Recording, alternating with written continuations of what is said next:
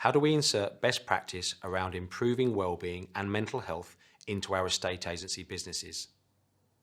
As I've stated throughout this work with Agents Together, introducing support for an often stigmatised subject must be carried out with passion and commitment and by the senior management team. If a frontline team desires change and support but is not supported by its line management, then the change is stopped before ever getting started. It doesn't necessarily have to be huge steps initially, especially if there is some often understandable reluctance, stigma, the anxiety around verbalizing previously private thoughts and emotions, for example. Some businesses introduce subtle changes, ensuring lunch is taken and food and drink is consumed away from the computer screen and desk, making fruit baskets and healthy snack trays available in the office, buddying up team members, or simply asking the question, "How are you feeling today?" If you ask that simple question, then keep in mind, ask twice. Ask Twice is a popular campaign in the mental health arena that gets you thinking about not accepting the first answer. We often greet each other with a "How are you?" and the response is usually, "Fine, thanks, yourself?" If we take the time to ask the question again, "How are you really feeling after yesterday's awful day?"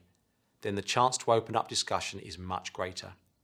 Consider introducing well-being checks throughout the week, checking up on the mood of the team. This isn't about asking individuals to open up. This is about finding out about team morale, which in turn could well lead to encouraging individual conversations. Consider promoting some self-help tips to your team. Go outside for fresh air at a break or lunchtime. Ask for support with tasks when needed. Practice self-care at home. Take part in physical activity through sports or simply walking, and consider incentives such as providing passes to your local gym, swimming pool or fitness centre. Eat a healthy, balanced diet. Finally, consider changing the way your monthly one-to-one appraisal is conducted. These meetings can often be a tick box exercise, rushed and solely concentrating on performance against target and customer care performance. Whilst these indicators are vital in a sales environment, they are intrinsically linked to well-being. Millions of research hours continue to show the correlation between good mental health and higher levels of performance. If a well-being concern of any level is highlighted during the one-to-one, don't feel as though you need to address it there and then. That will depend on the level of severity. If a follow-up is required before the next scheduled appraisal, then consider the following. Ask to meet privately at a time that suits you both, making sure you've left plenty of time to talk. Consider meeting outside of the workplace.